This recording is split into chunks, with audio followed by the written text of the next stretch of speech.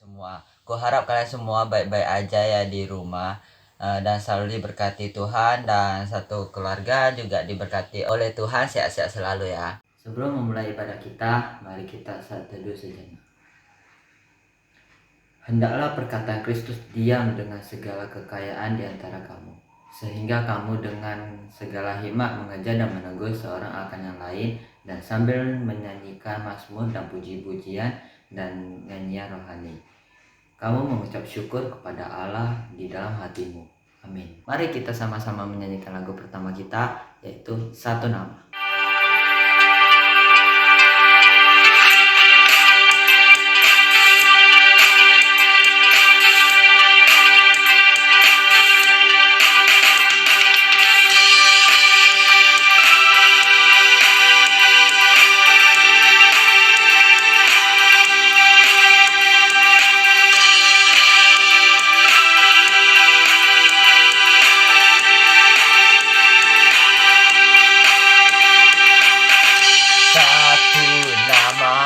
Yang mengatasi segala nama.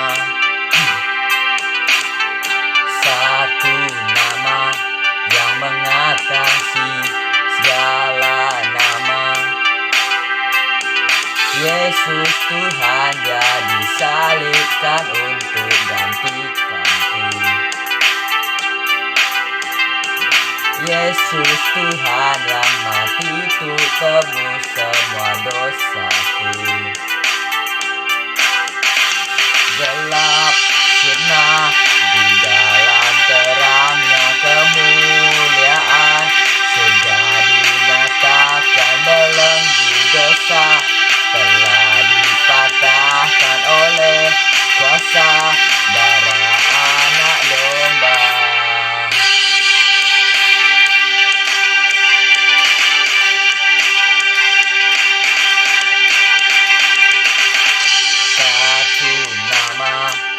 Mengatasi segala nama. Satu nama yang mengatasi segala nama. Yesus Tuhan yang bangkit hancurkan kuasa maut. Yesus Tuhan yang hidup bertahta selama-lamanya. Gelap sirna di dalam terangnya kemuliaan, sudah dinyatakan belenggu dosa telah dipatahkan oleh kuasa darah Anak Domba. Langit bumi beritakan kemenangan yang terdengar, sorak haleluya, ikatan dunia telah dikalahkan oleh kuasa darah Anak Domba.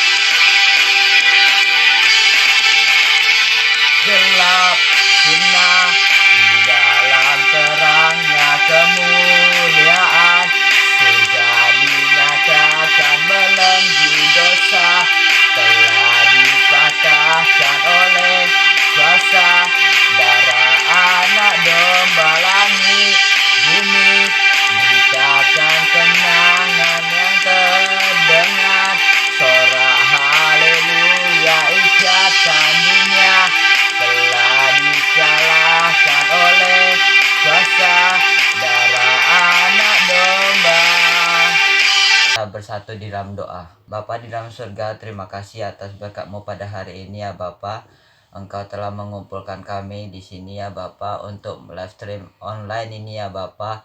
Ya walaupun kami online, ya kami percaya Kami percaya Bapa, Engkau selalu mengadakan mujizat-Mu ya Tuhan, baik di rumah mau dimanapun kami yang berada ya Tuhan. Tuhan, kami serahkan worship season kami pada hari ini ya Tuhan, hanya dalam nama-Mu, hanya dalam tangan kasihan-Mu. Di dalam nama-Mu kami berdoa dan mengucap syukur. Amin. Sebelum kita mendengarkan firman Tuhan, kita nyanyikan lagu kedua, Ku Bersyukur Bapa.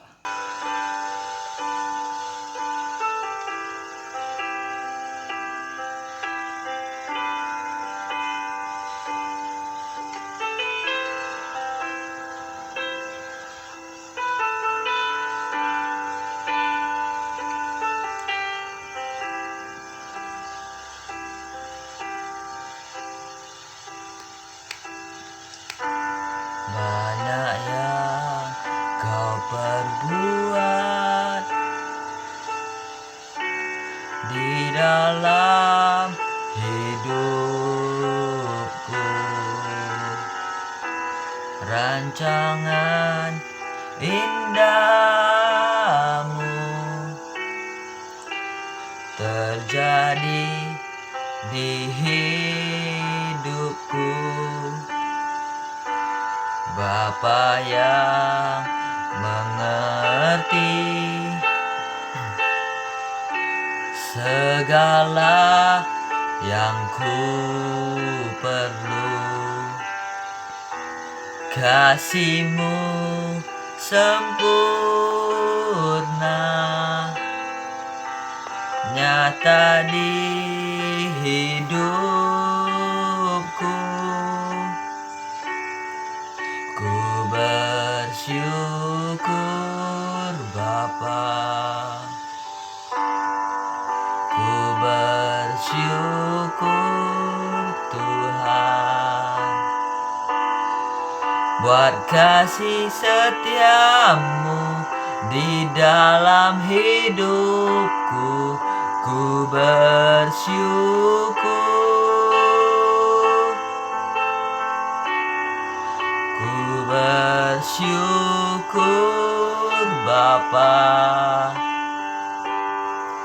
ku bersyukur Tuhan, buat kasih setia-Mu di dalam hidupku. Ku bersyukur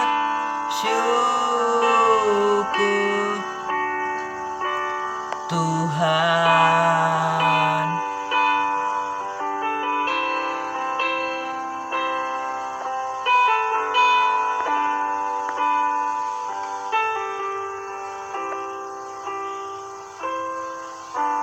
Banyak yang Kau perbuat di dalam hidupku, rancangan indahmu terjadi di hidupku. Bapa yang mengerti segala yang ku perlu, kasih-Mu sempurna nyata di hidupku. Ku bersyukur Bapa, ku bersyukur Tuhan, buat kasih setia-Mu di dalam hidupku. Ku bersyukur,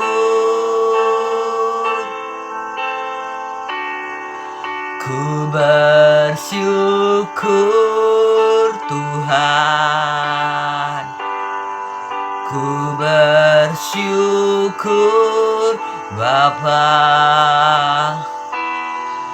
buat kasih setia-Mu di dalam hidupku. Ku bersyukur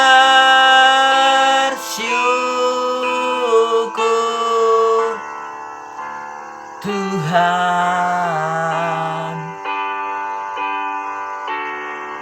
ku bersyukur Bapa, ku bersyukur Tuhan buat kasih setiamu di dalam hidupku. Ku bersyukur, ku bersyukur Tuhan, ku bersyukur Bapa buat kasih setiamu di dalam hidupku. Ku bersyukur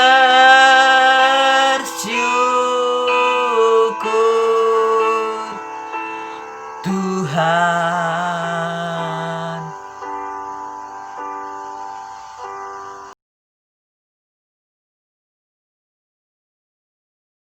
Ya, selamat siang anak-anak semua. Hari ini kita akan terus-menerus belajar tentang firman Tuhan, dan kita akan juga belajar tentang bagaimana karakter kita sebagai manusia di dalam dunia ini. Yuk, sebelumnya kita sama-sama berdoa ya.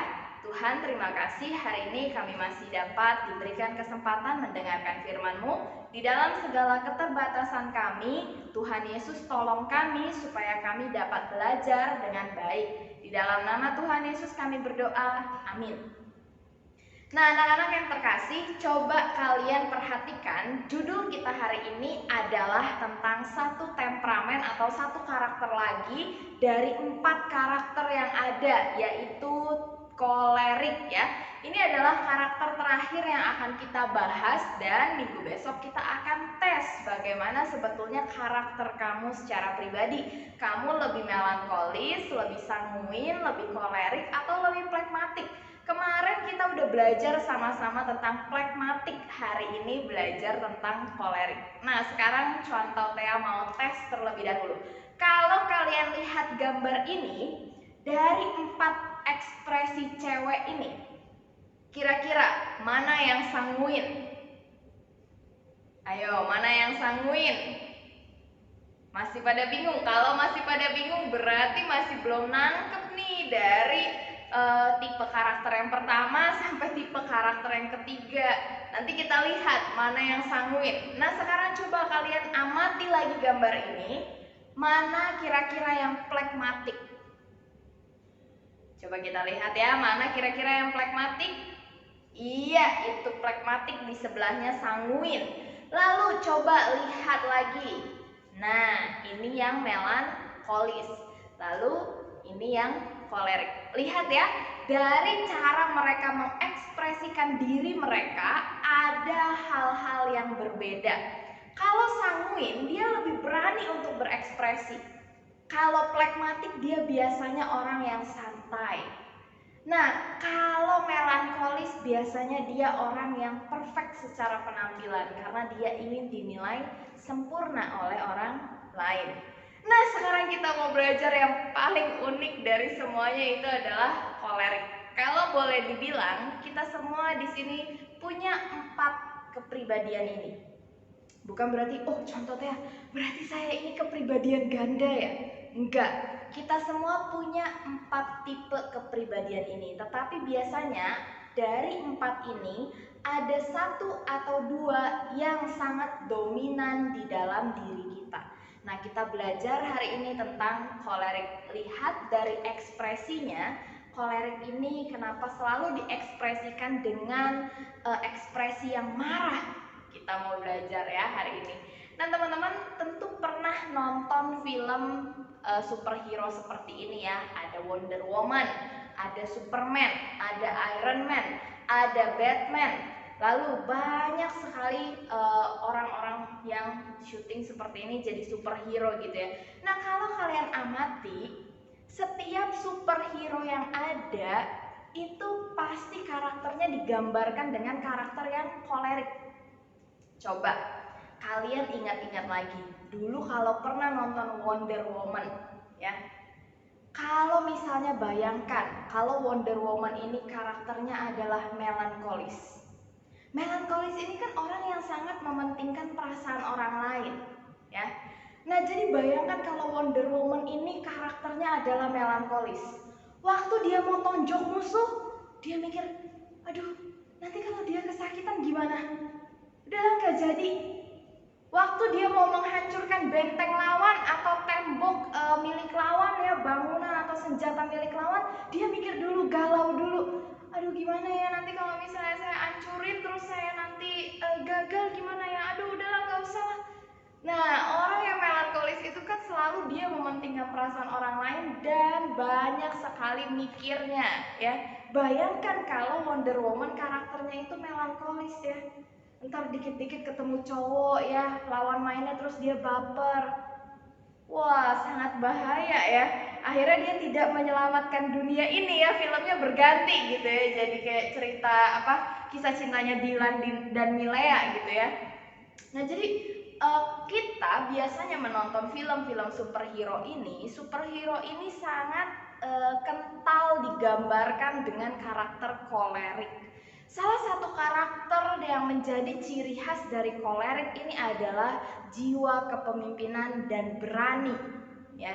Coba kamu bayangkan kalau misalnya Iron Man, dia jiwanya itu pragmatik, santai, ya.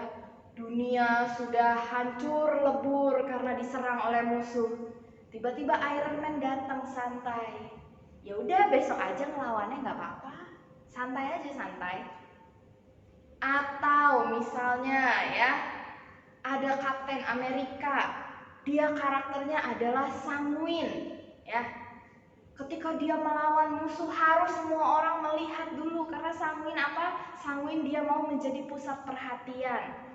Ya Kapten Amerika ini kalau karakternya sanguin misalnya dia mau berantem gitu ya sama musuhnya, dia kumpulin dulu wartawan, ayo semua kamu lihat saya, nih di foto ya saya lagi mau melawan musuh gitu ya. Nah jadi teman-teman, karakter-karakter di dalam film superhero itu kebanyakan digambarkan dengan karakter koleris.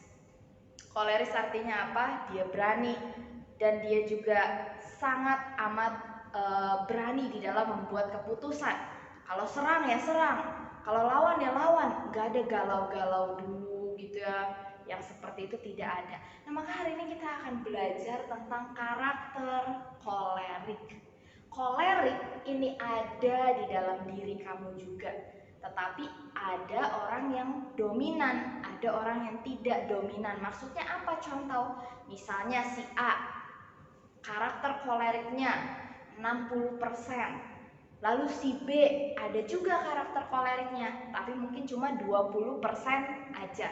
Nah, kalau kamu lagi di sekolah ya dulu waktu kamu lihat anak-anak kecil itu pada main ya, entah itu main kejar-kejaran, entah itu main petak umpet, gampang banget nemuin anak yang memang punya jiwa-jiwa atau karakter yang kolerik. Caranya gimana? Lihat mana anak yang ngatur permainan.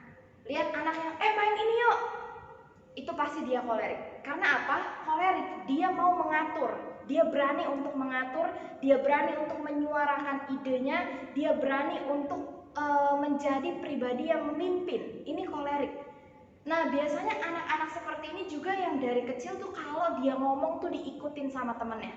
Misalnya main kucing sama anjing gitu ya, pokoknya kamu jadi kucingnya ya, saya jadi anjingnya. Atau dia ngatur lagi, kamu gak boleh gini mainnya, harus gini kita mainnya. Atau kalau misalnya mereka lagi berbicara, anak yang sifatnya kolerik ini biasanya dia mendominasi, lebih banyak bicaranya. Nah jadi kalau kita lihat, orang-orang yang kolerik ini sebetulnya orang-orang yang sangat mudah untuk bergaul, seperti sanguin. Ya, tapi kamu jangan bingung, saya jadinya kalau saya gampang bergaul, saya ini sanguin atau saya ini kolerik. Kalau sanguin, dia gampang bergaul tapi tujuannya hanya untuk pertemanan. Kalau kolerik, ketika dia bergaul dengan orang, dia akan berpikir bagaimana saya bisa memimpin orang-orang ini, bagaimana saya harus mengatur mereka. Ini orang-orang kolerik. Contohnya aja gini, misalnya saya masuk ke dalam kelas ya. Saya masuk ke dalam kelas, lalu misalnya saja hari itu saya bilang gini, yuk satu orang pimpin doa maju ke depan. Ini biasanya orang yang maju itu adalah orang-orang yang kolerik. Karena apa? Jiwa kepemimpinan yang terpanggil ya.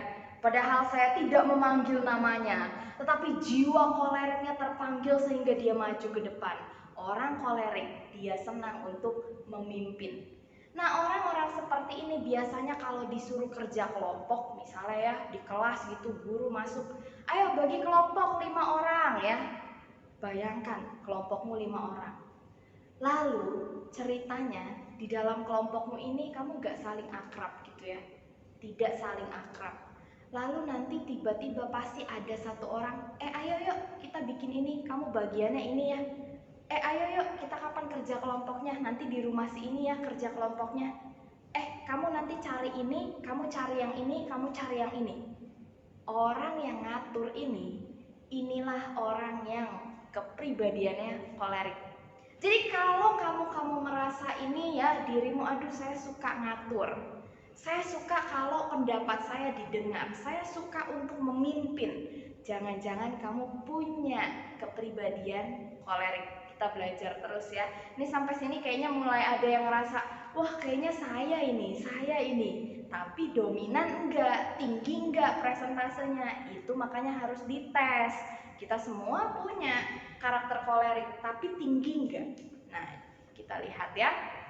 Kolerik mudah bergaul, namun dalam bergaul ia cenderung ingin memimpin dan mengatur ya. Kalau kamu lihat gambar orang main basket ini, anak main basket ini, kira-kira dari gambar ini udah mulai nangkep belum kira-kira siapa nih yang kolerik di dalam gambar ini? Iya, betul, yang pegang bola basket. Orang yang kolerik kalau main bola basket dia pengen selalu dia yang pegang. Ya, perhatikan ya. Orang kalau karakternya itu kolerik ya, dia selalu pengen memimpin, dia selalu pengen mengatur, dia selalu pengen mendominasi. Jadi ketika dia pegang bola waktu dia main basket, dia merasa dia yang sedang memimpin pertandingan. Maka dari apa? Kalau satu tim orangnya kolerik semua, itu mainnya pasti nggak bagus. Karena apa? Dia selalu pengen memimpin. Bayangkan kita main tim, tapi pernah kan kamu waktu main satu tim gitu ya, ada orang-orang yang tipenya seperti ini. Dia mau bawa bola dari bentengmu sampai ke gawang lawan, nggak mau dioper-oper bolanya. Bisa jadi ini orang yang kolerik karena dia suka memimpin. Kadang orang kolerik itu sulit untuk bekerja sama dengan orang lain karena terkadang kurang percaya dengan orang lain ya. Jadi perhatikan seperti yang saya bahas di minggu-minggu sebelumnya, setiap karakter punya sisi gelap, punya kekurangan. Kolerik memang dia bagus di dalam memimpin, dia bagus di dalam membuat keputusan, dia bagus di dalam bersosialisasi, dia juga bagus di dalam praktek hidupnya. Tetapi ada begitu banyak kekurangan juga yang dimiliki oleh orang kolerik. Nah, kalau kamu main Mobile Legends, pasti kamu juga mulai kerasa nih orang-orang yang kolerik ini biasanya dia yang suka mimpin, dan kalau misalnya dia ini biasanya kalau kalah paling gak terima. Karena apa? Apalagi kalau misalnya ada anggota timnya yang gak bisa diatur ya. Misalnya lagi mau menghancurkan benteng lawan, kamu malah ngelawan monster yang ada di hutan. Jadi yang kayak begitu orang-orang kolerik tuh bisa langsung marah karena tidak mengikuti peraturan yang dia berikan. Makanya kenapa kolerik tadi di awal digambarkan sebagai orang yang dengan ekspresi marah, karena memang orang kolerik ini ternyata mudah untuk marah. Marah ketika ada orang yang tidak bisa diatur, marah ketika segala sesuatunya tidak berjalan sesuai keinginan dia, itu orang kolerik bisa marah ya. Jadi sisi gelap dari kolerik adalah kepribadiannya dia gampang sekali untuk marah ketika orang tidak bisa diatur oleh dia, atau ketika dia tidak bisa menjadi orang yang memimpin. Biasanya ini orang kolerik bisa marah, ya bisa timbul emosi yang negatif. Nah, kita lihat ya di sini ya. Ada kepribadian kolerik. Kolerik itu orangnya berkemauan keras, lalu juga orang yang punya target di dalam hidupnya. Lalu kolerik juga orang yang tegas dan memiliki jiwa kepemimpinan. Tetapi kita lihat juga ada begitu banyak sisi gelap dari kolerik. Kalian bisa baca di situ ya, sisi gelapnya cukup banyak. Maka dari itu, kolerik juga harus tunduk pada kebenaran firman Tuhan, ya. Kolerik juga harus tunduk pada kebenaran firman Tuhan. Kita baca yuk, 1 Korintus 10 ayat 31 mengatakan demikian. Jika engkau makan atau jika engkau minum atau jika engkau melakukan sesuatu yang lain, lakukanlah semuanya itu untuk kemuliaan Allah. Jadi orang-orang kolerik, sekalipun dia memimpin, sekalipun dia berhasil untuk menjadi seorang pemimpin, baik itu disengaja atau tidak disengaja. Contohnya misalnya yang kalau disengaja itu memang dia dipilih jadi pemimpin. Tetapi kalau yang tidak disengaja itu dia menunjukkan dirinya memang sebagai memiliki jiwa kepemimpinan gitu ya. Nah, jadi kolerik yang sedang memimpin, atau kamu sadar kamu punya hobi untuk memimpin, mengatur orang lain, lakukanlah itu seperti untuk memuliakan Tuhan. Artinya apa? Kalau kamu memimpin untuk memuliakan nama Tuhan, berarti kamu memimpin bukan untuk memuliakan dirimu sendiri. Kebanyakan orang kolerik ketika dia berhasil memimpin, dia menjadi sombong, lalu dia merasa, wah ini semua karena saya hebat. Nah, tetapi seharusnya ketika orang kolerik dia berhasil memimpin, ya, dia berhasil memimpin, dia harus menyadari bahwa ketika saya berhasil, saya bisa melakukannya itu karena Tuhan bersama-sama dengan saya. Jadi bukan saya yang harus dimuliakan, bukan saya yang harus dipuji hebat, tetapi Tuhan yang harus dipuji hebat. Kecakapan kamu dalam memimpin itu asalnya dari mana? Asalnya dari Tuhan. Maka memimpinlah untuk memuliakan Tuhan. Beranilah untuk memuliakan Tuhan. Banyak orang kolerik berani untuk mengatur, tetapi belum tentu cara mengaturnya itu memuliakan Tuhan. Ada orang kolerik yang mengatur dengan cara memaki orang, ya. Ada orang kolerik yang mengatur dengan cara yang begitu kasar. Apakah itu memuliakan Tuhan? Apakah itu menunjukkan bahwa dirinya adalah garam dan terangnya Tuhan ketika mengatur atau memimpin? Tentu tidak. Maka dari itu, kolerik juga karakter yang jatuh ke dalam dosa, dan kolerik harus tunduk pada kebenaran firman Tuhan. Lakukanlah segala hal, tetapi dengan satu syarat, untuk memuliakan nama Tuhan. Kamu kolerik, kamu suka memimpin, kamu punya keberanian, kamu punya jiwa yang sangat menggebu-gebu untuk mengatur. Itu bagus. Tetapi lakukanlah semuanya menurut kemuliaan Tuhan dan menurut kebenaran firman Tuhan. Jadi ketika kamu memimpin, dipercayakan untuk memimpin, ya, lakukanlah itu untuk memuliakan Tuhan, bukan untuk memuliakan dirimu sendiri. Nah, hari ini kita sudah belajar tentang kolerik. Untuk lebih banyaknya lagi, minggu depan kita akan melakukan tes. Dan contoh harap tes ini dikerjakan oleh semua dari kita yang ikut Boys Brigade. Karena ini penting untuk kita tahu karakter kita itu apa. Nah, setelah kita tahu karakter kita itu apa, mulailah mengenal dirimu, mulailah mengenal kelemahan dan kelebihanmu, dan tundukkanlah karaktermu di bawah kebenaran firman Tuhan. Jangan menjadi orang yang egois karena tipe karaktermu. Kalau saya kolerik ya udah biarin, saya nggak perlu ngerti yang lain juga nggak perlu ngerti saya. Hidup saya tidak bisa seperti itu. Firman Tuhan katakan, kasihilah sesamamu. Mau kamu kolerik, ini juga perintah untuk kamu. Kasihilah sesamamu, ya. Jadi perhatikan baik-baik. Karakter kita harus tunduk pada kebenaran firman Tuhan. Kita berdoa. Tuhan, terima kasih hari ini kami boleh belajar tentang kebenaran firman-Mu. Kiranya Engkau yang menolong supaya di dalam karakter hidup kami mencerminkan karakter Kristus. Biarlah Tuhan juga yang menolong setiap kami untuk mengubahkan kami menjadi pribadi yang lebih baik lagi hari lepas hari. Di dalam nama Tuhan Yesus kami berdoa. Amin.